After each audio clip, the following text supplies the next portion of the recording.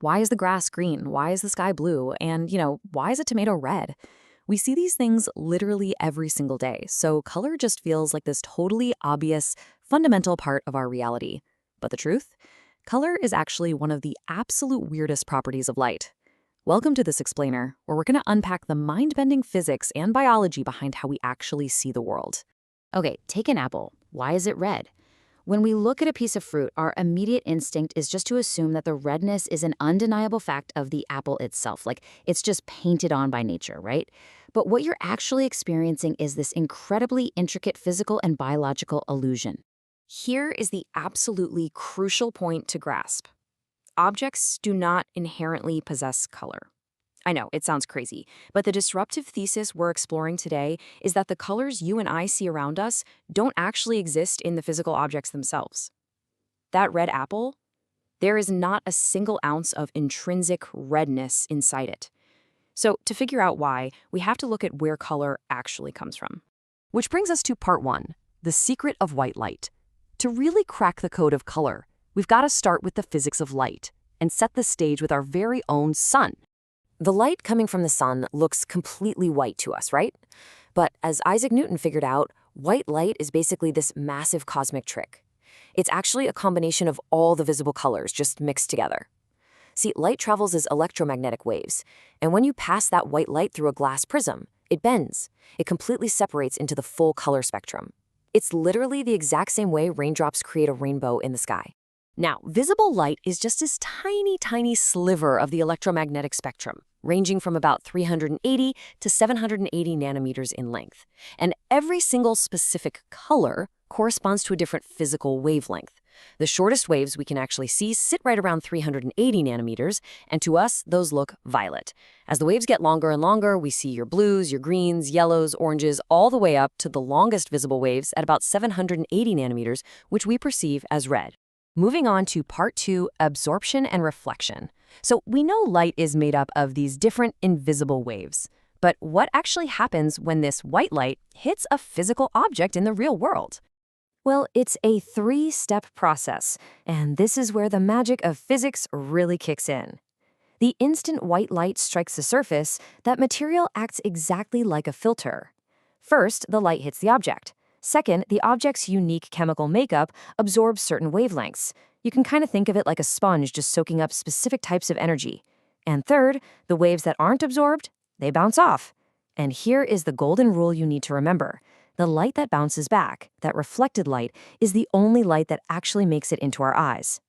Let's look at that red apple again to really lock this in. White sunlight, which contains every single color, hits the skin of the apple. The specific pigments in that apple skin are chemically wired to absorb the short and medium wavelengths. So the blues, the greens, the yellows, they literally get swallowed up by the apple. But the longer wavelengths, the red ones, are rejected. They're reflected back out into the world. And that reflected red wave is what eventually hits your eye. This concept also perfectly explains the difference between black and white objects. I mean, why does wearing a black shirt on a sunny day make you so unbearably hot? It's because black objects absorb almost all the light waves hitting them. They reflect practically nothing, and all that absorbed light energy simply gets converted into heat.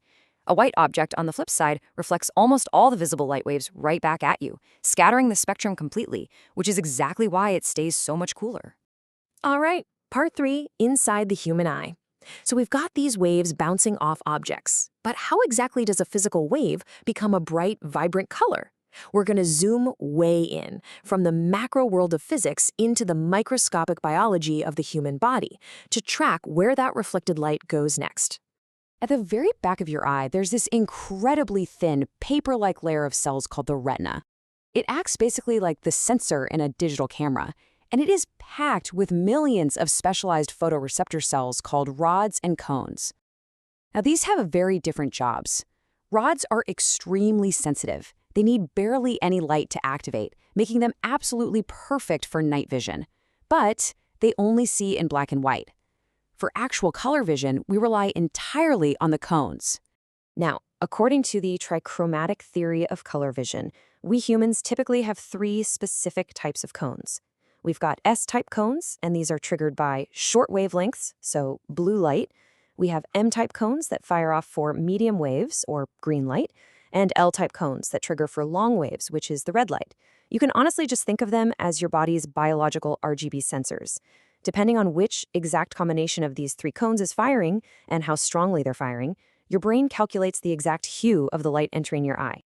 Which leads us to part 4, the ultimate illusion. We followed the light from the sun, we've watched it bounce off an apple, and we've tracked it as it triggered the cones in your retina. But where does the actual color happen? It happens entirely in your head.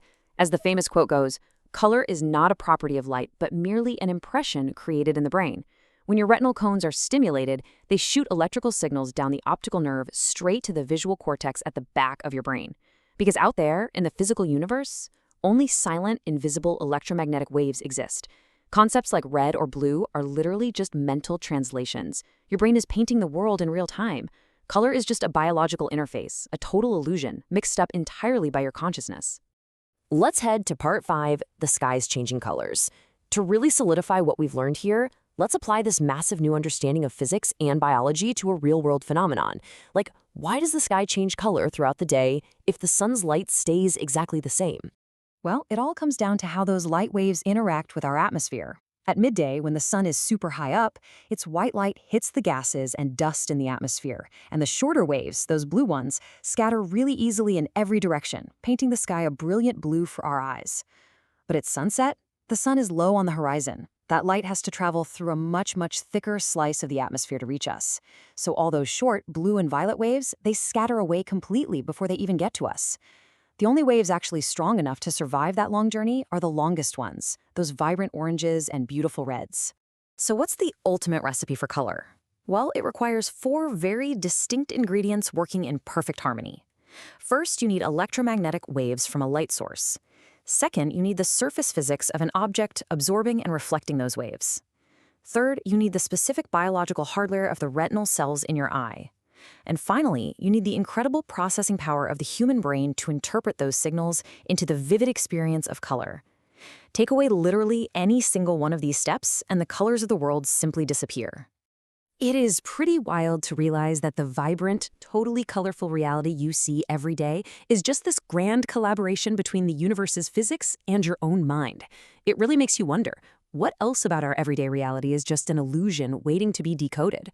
If you want to keep unraveling the crazy mysteries of how the universe actually works, definitely make sure to subscribe to the Universe Code channel. We take complex physics and make them simple, fascinating, and most importantly, easy to understand. Thanks so much for joining me on this explainer, and I'll see you next time.